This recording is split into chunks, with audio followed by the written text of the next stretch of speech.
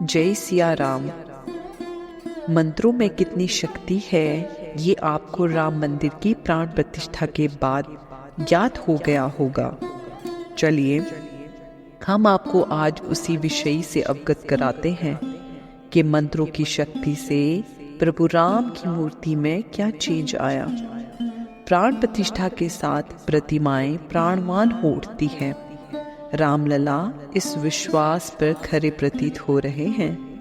इस चमत्कार की पुष्टि अयोध्या के श्री राम मंदिर में प्राण प्रतिष्ठा के लिए रामलला की प्रतिमा बनाने वाले मूर्तिकार अरुण योगीराज ने खुद कहा कि मैंने जो मूर्ति बनाई, गर्भगृह के अंदर जाकर मूर्ति के भाव बदल गए और आंखें बोलने लगी। पहचान पाए? नहीं, वो बहुत चेंज हो गया। वो अंदर जाते ही भगवान बहुत चेंज हो गया। मेरे साथ कोई 2-3 लोग बैठे थे, उनके साथ मैं एक्सचेंज किया है बाद में। नहीं, बहुत अलग दिख रहा है, पता नहीं ये मेरा काम नहीं है। और उन्होंने अलग रूप ले लिया अंदर जाके। प्रतिष्ठापन होने के बाद मैं उधर ही था 10 दिन almost. I spend time with in the गर्भगृह। इंस्टॉलेशन का दे रहा था, कुछ मार्किंग देना था।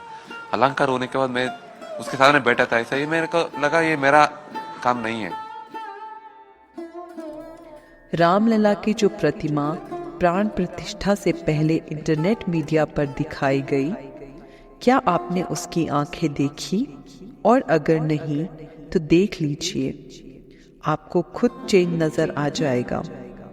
योगीराज ने जो प्रतिमा बनाई वह निश्चित रूप से जीवता की पर्याय है।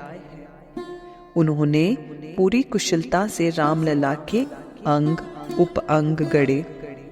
वह न केवल 5 वर्षीय बालक के अनुरूप रामलला के उभरे गाल और राजपुत्र की तरह सुडौल चिबुक गढ़ने में, बल्कि प्रतिमा की श्याम वर्णी शिला को पंचतत्व से निर्मित सहत का स्वरूप देने में भी सफल रहे।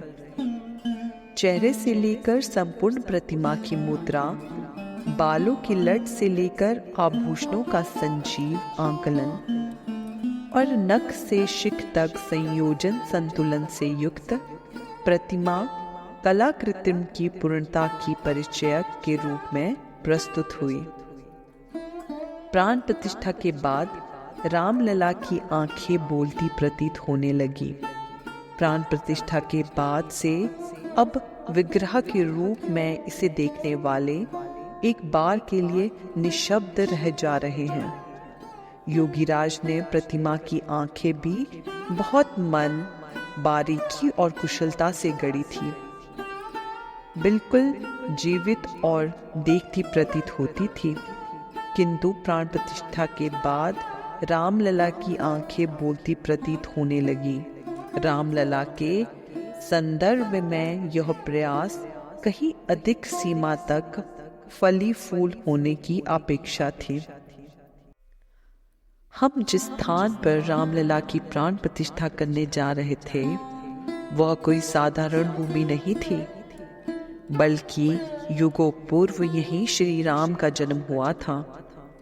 और आध्यात्मिक दृष्टि से जरा भी सक्षम लोग इस अति विशिष्ट भूमि की ऊर्जा का अनुभव भी करते रहे हैं।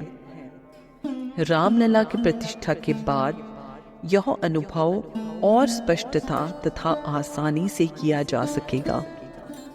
राम जन्मभूमि के रामलला, हनुमानगढ़ी के हनुमान जी, कनक भवन के कनक विहारिणी और दोनों देवकाली के स्थापित देवी माँ के विग्रह भी बोलते प्रतीत होते हैं। श्री राम मंदिर में हुए इस अद्वितीय चमत्कार का आनंद लें और आत्मा के साथ संबंधित होने का अनुभव करें। इस मंदिर का दौरा करें और रामलला की प्राण प्रतिष्ठा के साक्षात्कार से अपने जीवन को नई दिशा दें। जय सिया राम।